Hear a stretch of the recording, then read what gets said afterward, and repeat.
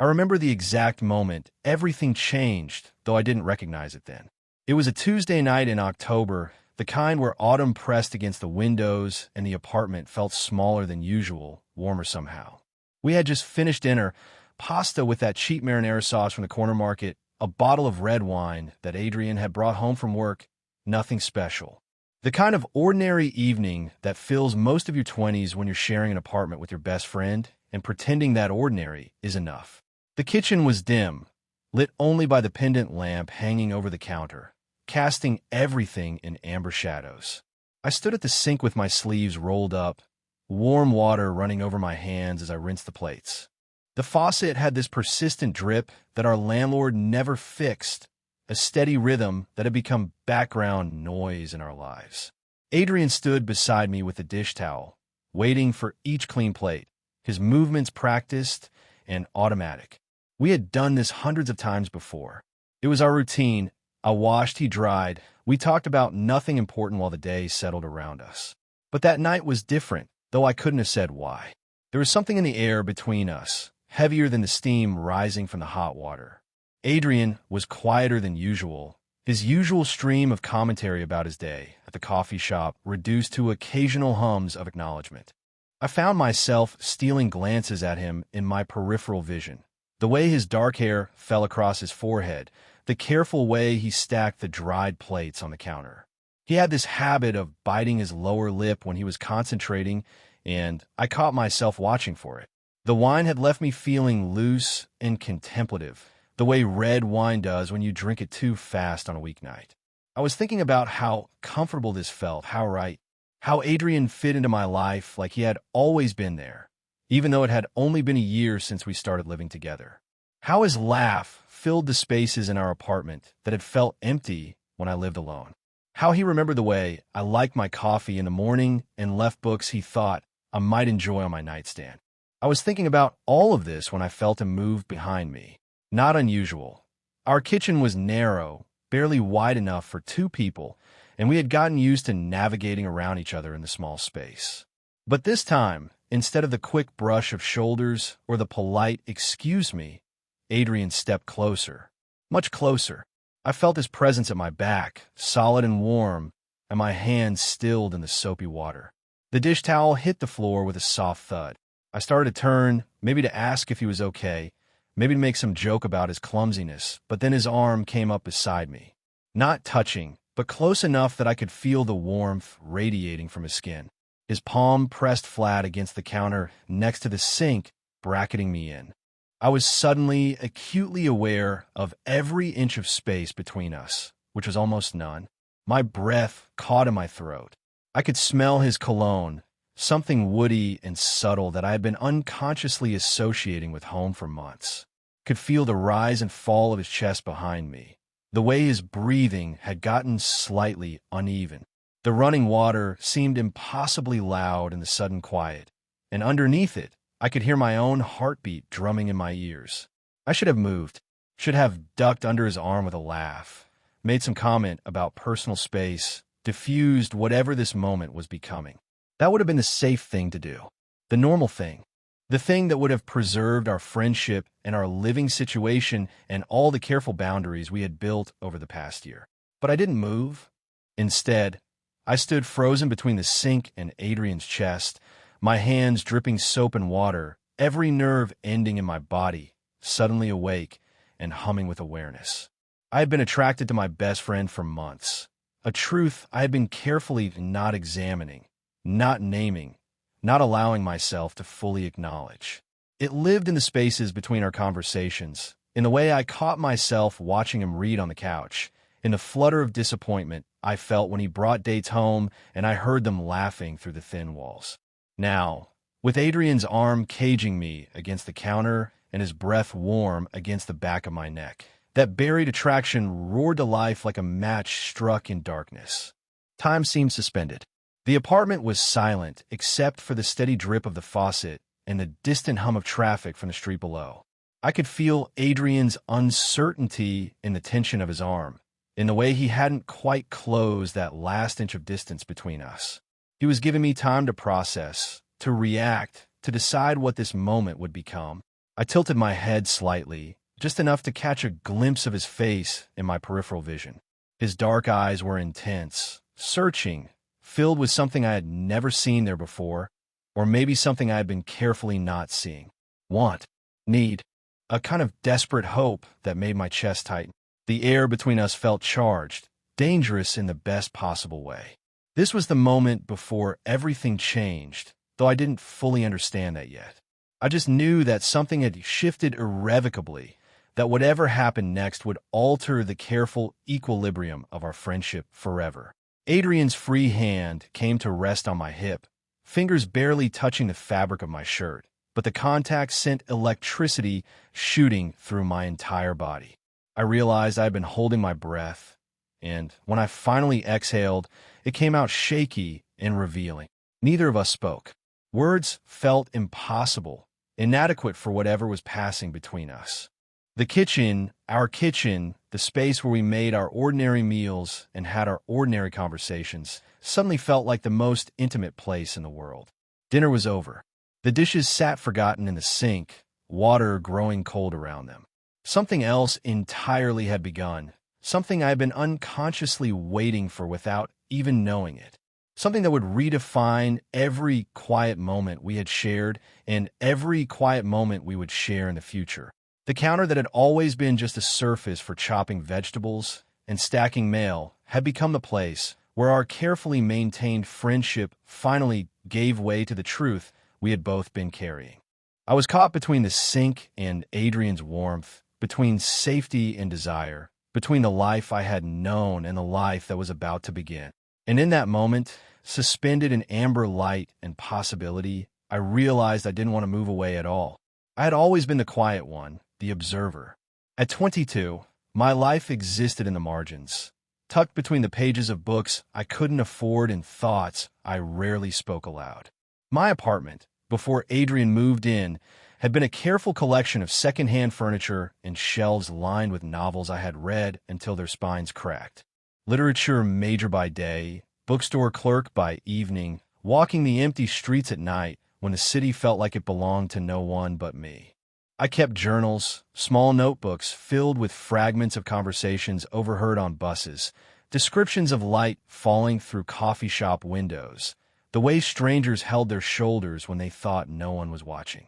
I documented everything except the things that mattered most, like how I had been falling for my best friend in increments so small I convinced myself it wasn't happening. Adrian was everything I wasn't. 23 and effortlessly magnetic, the kind of person who could walk into a room and shift its entire energy without trying. He had this way of making people feel like they were the most interesting person he had ever met, a gift that came naturally and which I had watched him use on everyone from baristas to professors to the string of dates he brought home with casual frequency.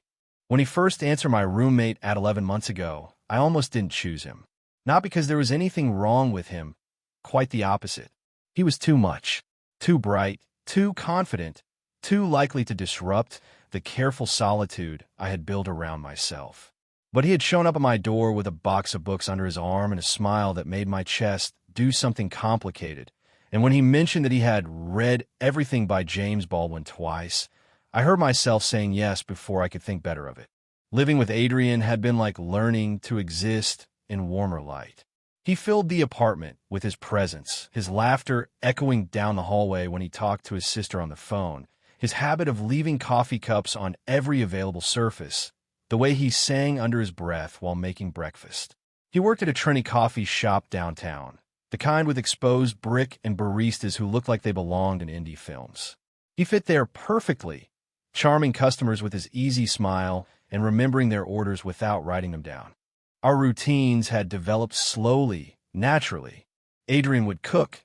He was better at it than I was, more intuitive about flavors and timing, while I cleaned. We would eat dinner together most nights, talking about our days, arguing about books, falling into comfortable silences that felt more intimate than most conversations I had with other people.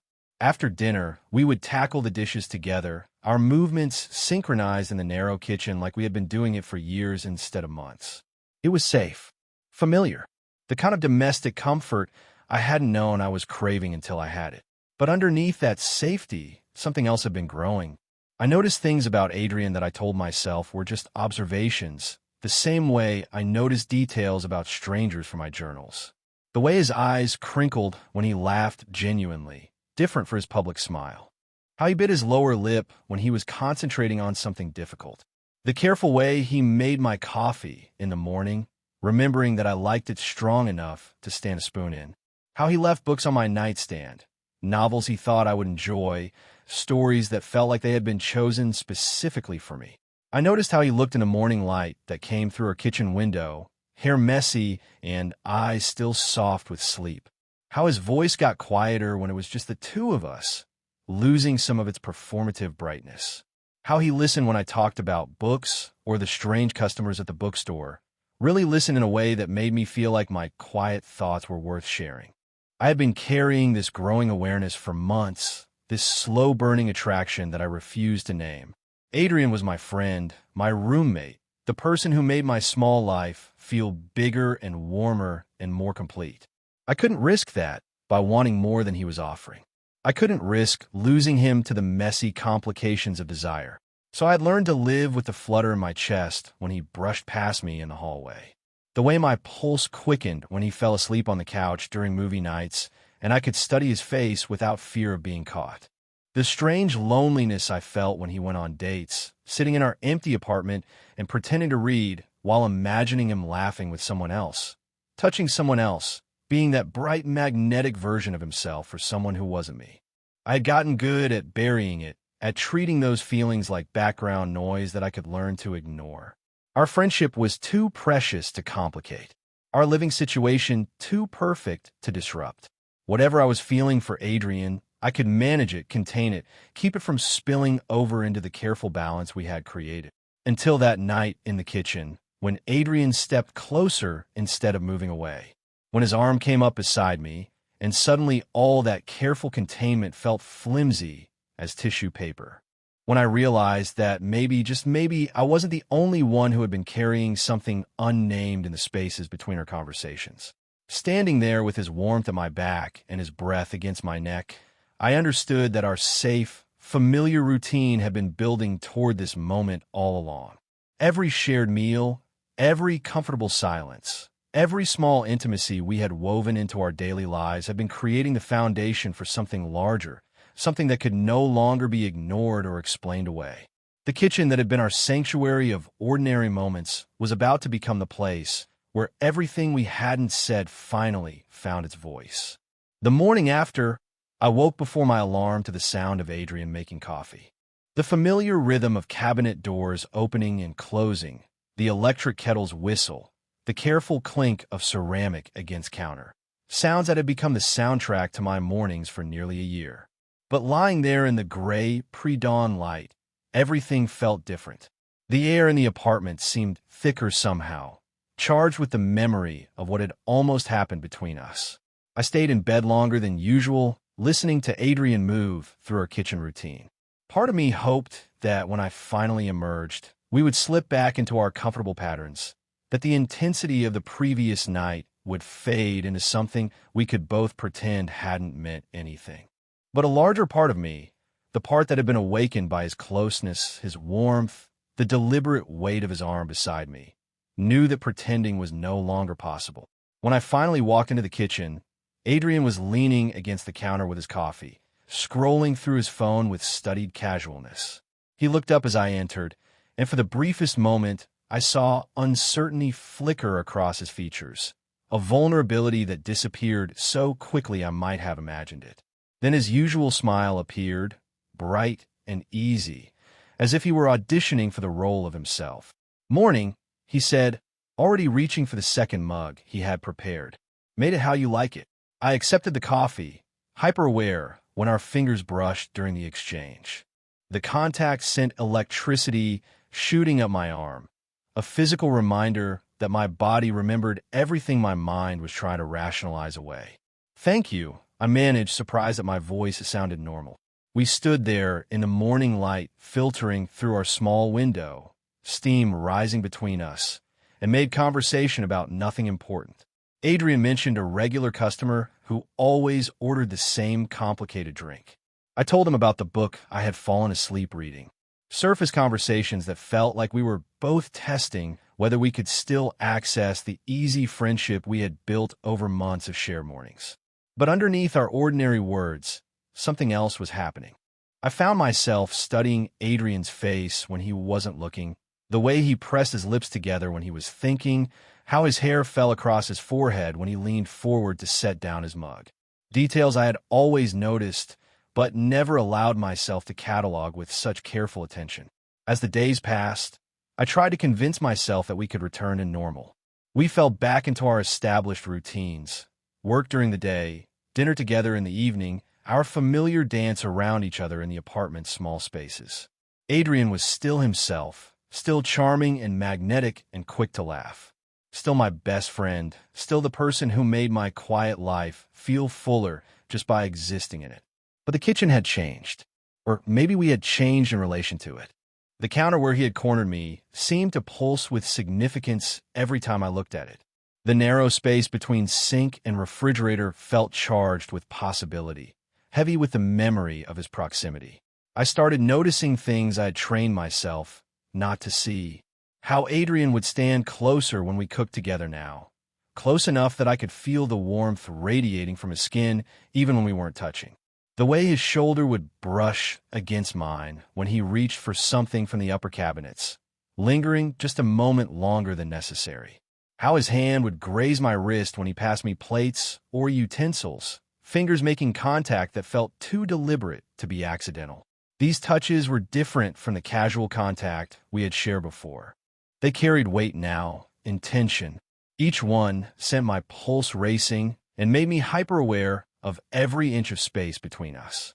I would hold my breath during these moments, waiting to see if he would pull away or move closer, never certain which outcome I was hoping for. The worst part was how my body betrayed me. My hands developed a tremor I couldn't control, subtle but constant. It appeared when Adrian stood too close, when he handed me something and our fingers brushed, when the tension in the kitchen became too thick to ignore. I would fumble with dishes, struggle with simple tasks I had performed hundreds of times before.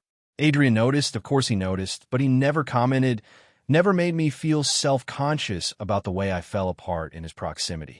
Our evening conversations grew quieter, more thoughtful. Adrian, who usually filled every silence with words, became more subdued during our kitchen routines. Not withdrawn or distant, but careful in a way that felt new. Sometimes I would catch him watching me with an expression I couldn't read, as if he were trying to solve a puzzle I couldn't see. When our eyes met during these moments, neither of us would look away immediately, caught in some wordless communication that left my chest tight with anticipation. One evening, exactly a week after that first night, when everything shifted, we found ourselves in the kitchen again.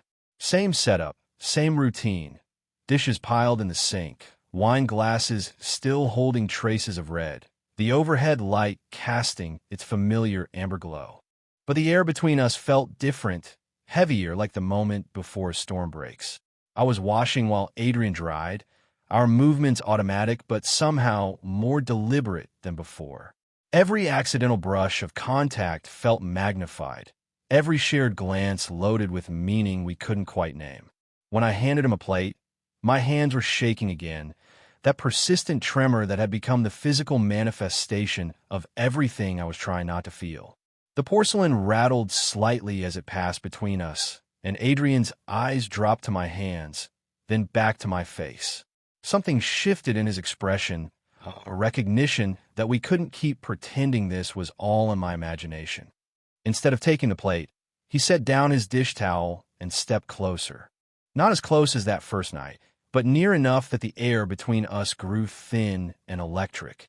Near enough that I had to tilt my head back to meet his eyes, near enough that I could count the flecks of gold in his brown irises.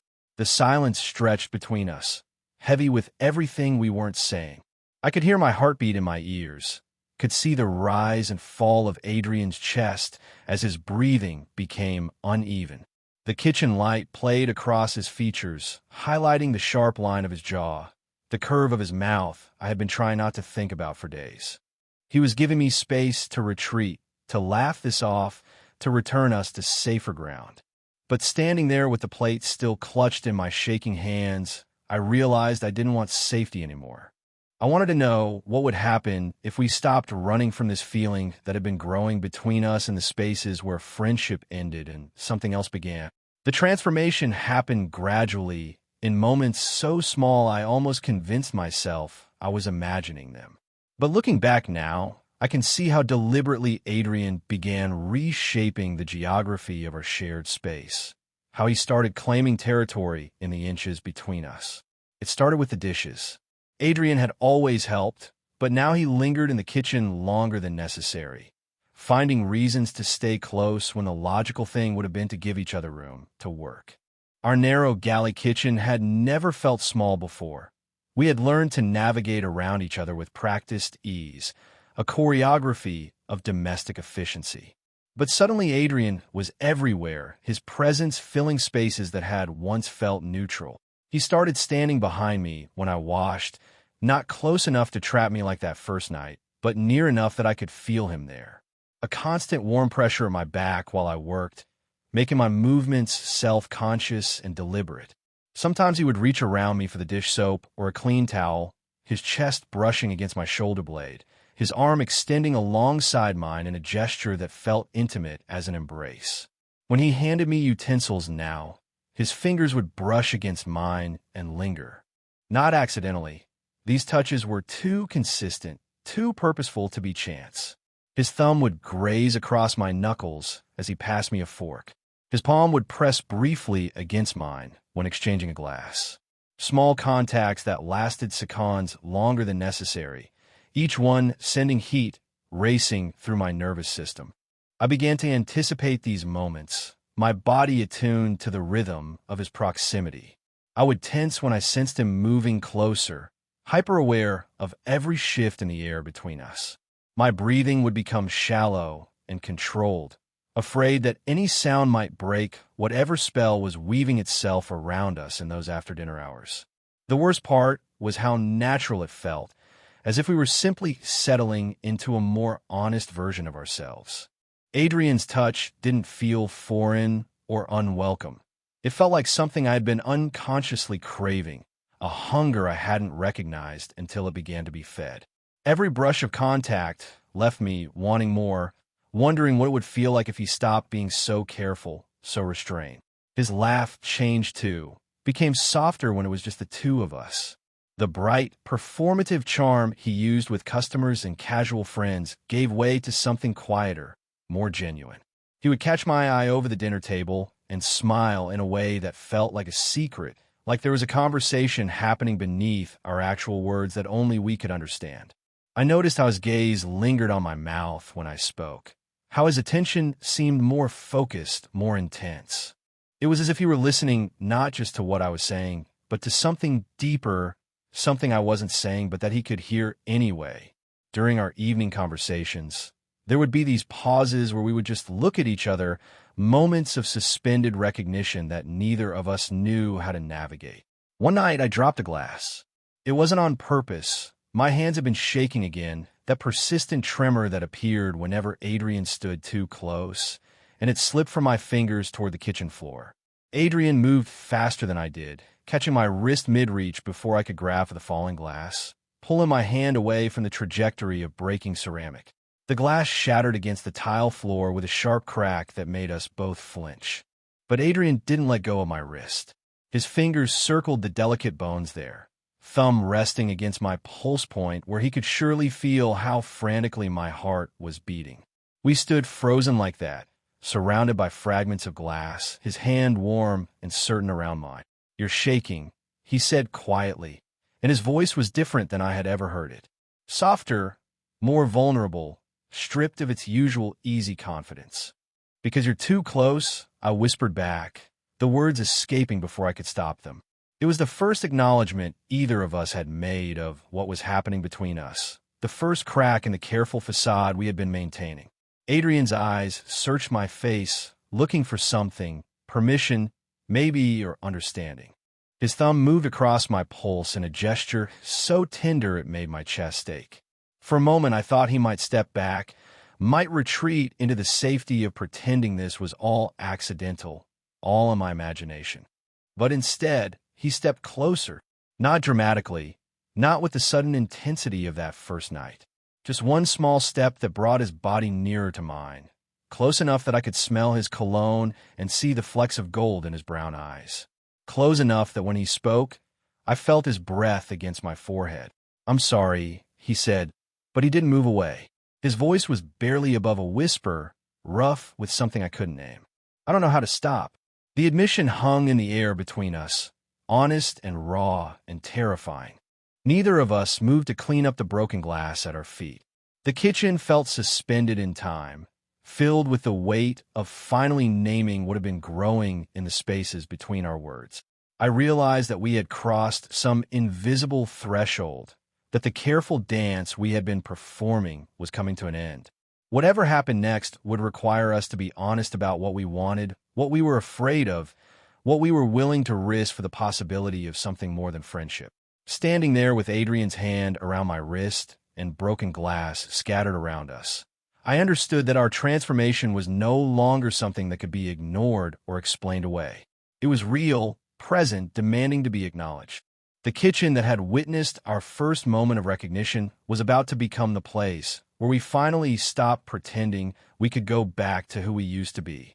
The broken glass lay scattered across the kitchen floor for 3 days. Neither of us cleaned it up immediately, stepping carefully around the glittering fragments as if they were evidence of something we weren't ready to examine. The sharp pieces caught the overhead light every time we moved through the kitchen, a constant reminder of the moment when our careful pretense had finally cracked. Adrian still held my wrist when we heard our upstairs neighbor's television turn on, the familiar sound of canned laughter filtering through the thin ceiling. The spell broke, and he released me so quickly I almost stumbled. We cleaned up the glass in silence, working around each other with the same practice choreography we had always used, but now it felt stilted, performative, like we were both trying to remember how to be normal. For the next few nights, we ate dinner with unusual quiet. Adrian would make conversation about work, about the book he was reading, about anything that felt safe and neutral. I would respond appropriately, but underneath our words ran a current of awareness that made everything feel charged. We were both waiting for something, though neither of us seemed willing to name what. It happened on another late night, when the dishes were piled high, and the wine had made us both contemplative. We had been working in comfortable silence for several minutes when I finally found the courage to break it. "Why you keep doing that?" I asked, not looking at him. Coordinating me, getting close. The question had been building in my chest for weeks, growing heavier with each deliberate touch, each lingering glance. I needed to understand whether I was imagining the intention behind his actions or if something real was happening between us. Adrian went very still beside me. I could feel his attention sharpen, could sense him choosing his words carefully. The dish towel in his hands stopped moving, suspended in the act of drying a plate that was already dry. "Because I want to," he said finally. His voice was quiet, stripped of any pretense or deflection. 3 simple words that changed everything. I set down the glass I had been washing, my hands no longer steady enough to trust with breakable things. The admission hung between us, honest and vulnerable and terrifying in its simplicity. I had been hoping for this answer and dreading it in equal measure. "Then why not just say it?" I asked, turning to face him fully for the first time since our conversation began. What was the point of all the careful touches, all the lingering looks, if he couldn't be honest about what he wanted? Adrian's jaw tightened, and I watched him struggle with something internal. His eyes met mine briefly, then looked away, focusing on some point beyond my shoulder. When he spoke again, his voice cracked slightly, revealing the fear beneath his usual confidence. "Because if I say it, it's real," he whispered, "and real could ruin everything." The words hit me like a physical blow.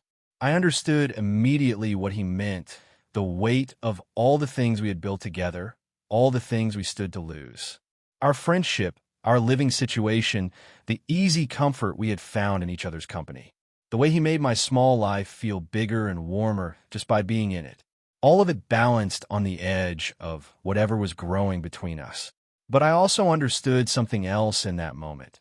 something that had been crystallizing slowly over the weeks of careful touches and loaded silences. The truth had already slipped through, whether we named it or not.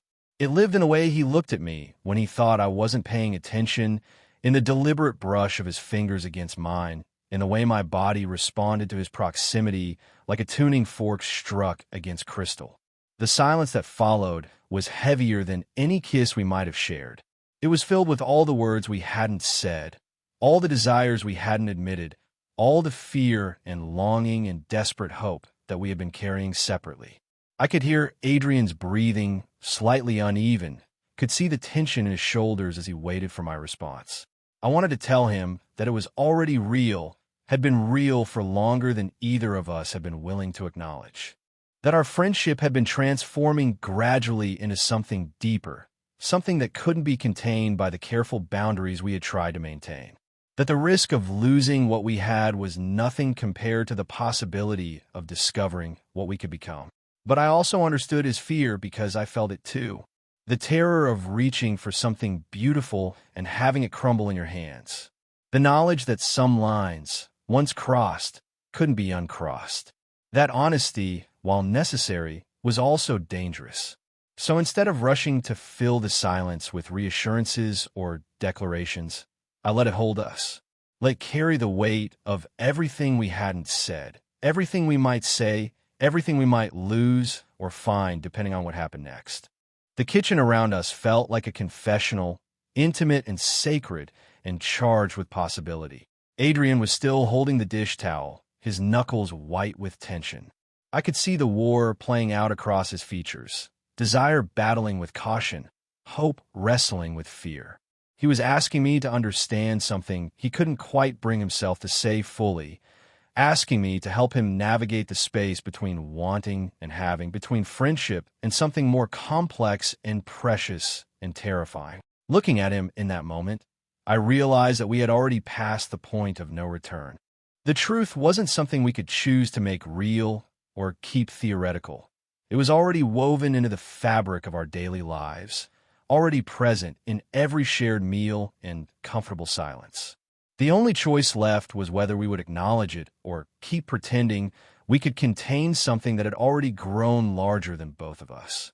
The kitchen held us in its amber light, witness to our honesty and our fear, waiting to see what we would choose to become. The next time it happened, I was ready for him. 2 days had passed since our conversation about truth and ruin.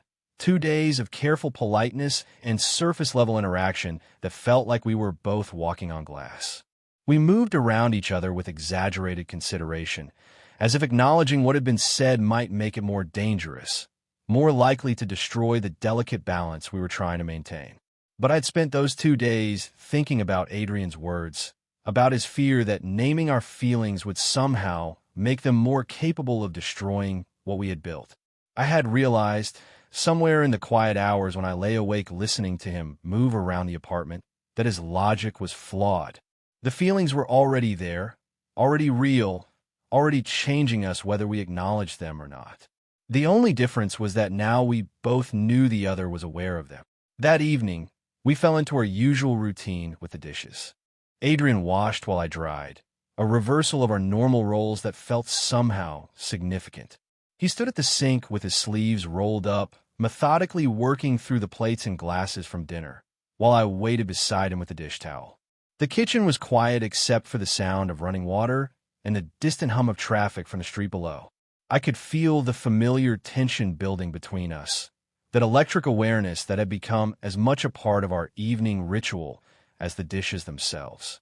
Adrian's movements were careful, controlled, but I caught him glancing at me in his peripheral vision, measuring the space between us like he was calculating something.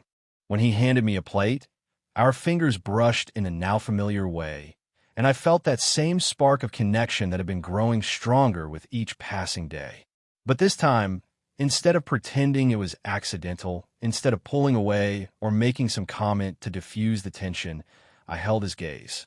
He was testing me, I realized, still offering me chances to retreat, to laugh it off, to return us to safer ground, still giving me space to decide what this moment would become. But I was tired of safe ground. I was tired of pretending that the most important thing happening in my life was something I needed to hide from or apologize for. I was tired of treating my feelings for Adrian like they were a problem to be managed rather than something precious that deserved to be acknowledged. So when he set down the next plate and turned toward me, when I saw him start to step back into his usual careful distance, I moved first. The words came out steady and clear, surprising me with their certainty. If you're going to keep doing this, stop pretending it's a game.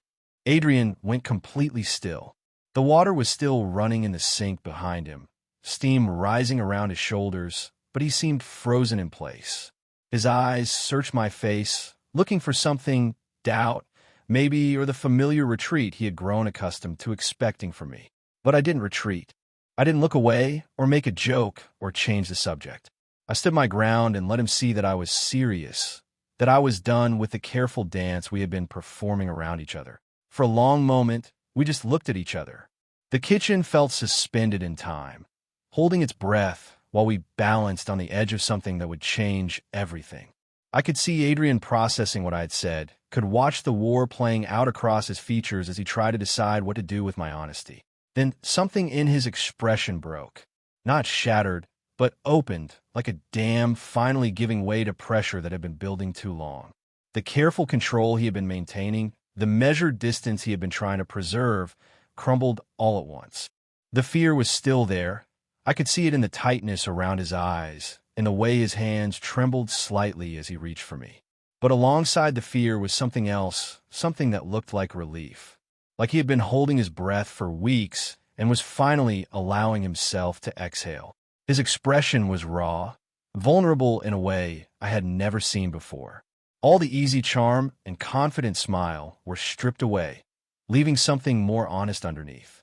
Something that made my chest ache with how much I wanted to protect it, to be worthy of being trusted with it. Everything, he whispered, and his voice was broken with longing and terror in equal measure. Everything at once. I understood what he meant.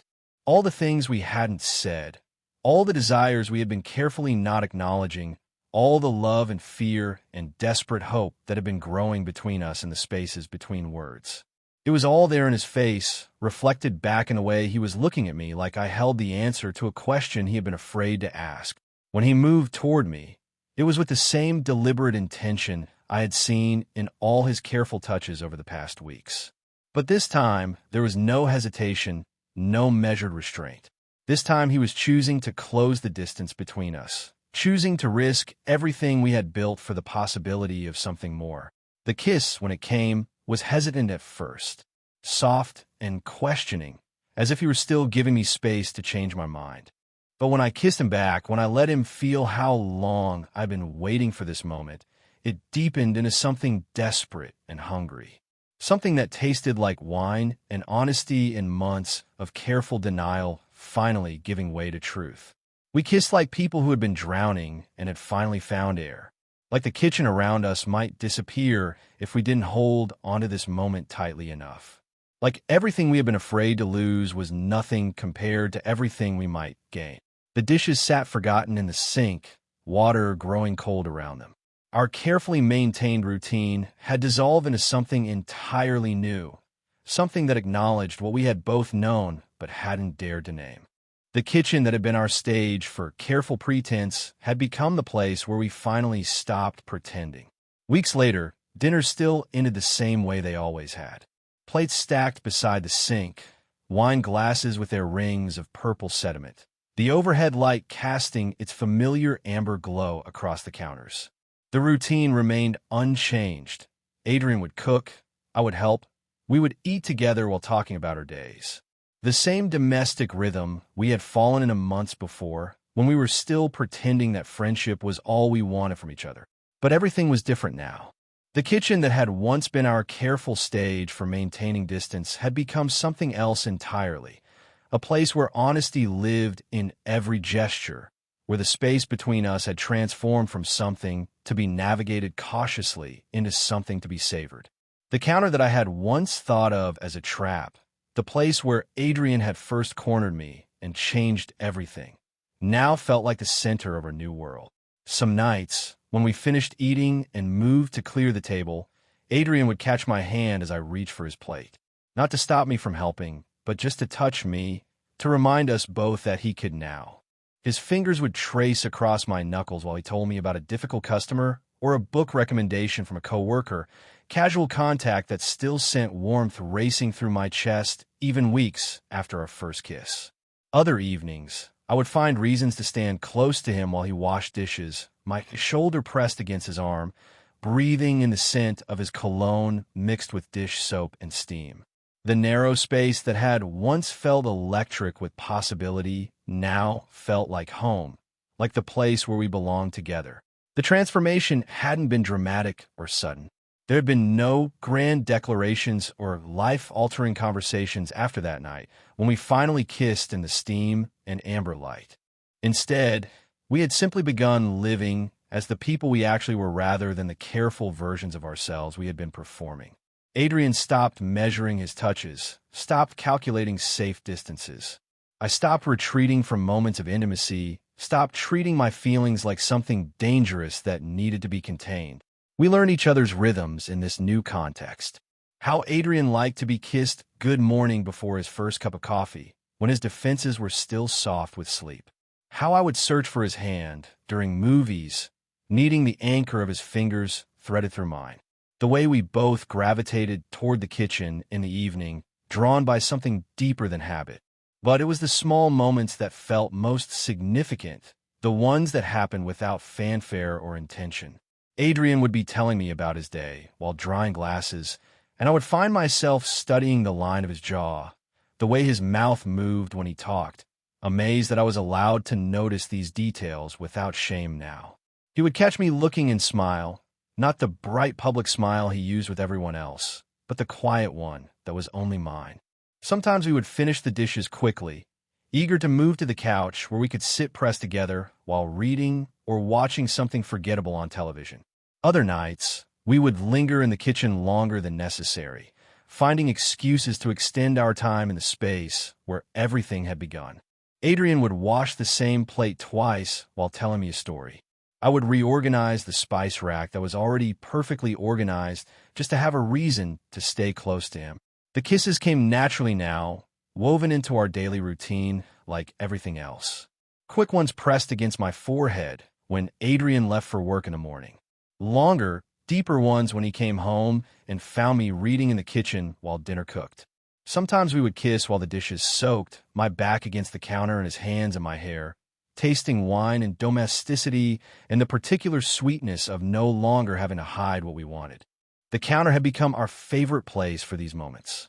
The same surface where Adrian had first trapped me with his proximity, where I had first understood that our friendship was transforming into something more complex and precious. Now was where he would lift me to sit while he stood between my knees, where we would hold each other in the soft light and marvel at how simple it had become to love each other openly. Our apartment remained small, our lives remained quiet, but they felt infinitely larger now that we were sharing them honestly. The books on my shelves mingled with Adrian's. His coffee cups appeared next to mine in the morning. His laughter still filled the hallways, but now it mixed with sounds I had never heard before. My name whispered against my neck, soft conversations that lasted until dawn, the particular quiet that comes after kissing someone you love. Looking back now, I can see how inevitable it all was. How every shared meal had been building toward honesty. How every comfortable silence had been teaching us to trust each other with vulnerability. The kitchen had been our classroom, teaching us the difference between proximity and intimacy, between routine and devotion. We were still the same people we had always been. Adrian still magnetic and warm, still capable of charming strangers and remembering their coffee orders. I was still quiet and observant, still finding meaning in small details and the spaces between words. But we had learned to be these people together, without the careful boundaries we had once thought necessary. The routine was unchanged, and yet completely different. The counter that had once felt like a place where truth might destroy us had become the place where truth had saved us instead.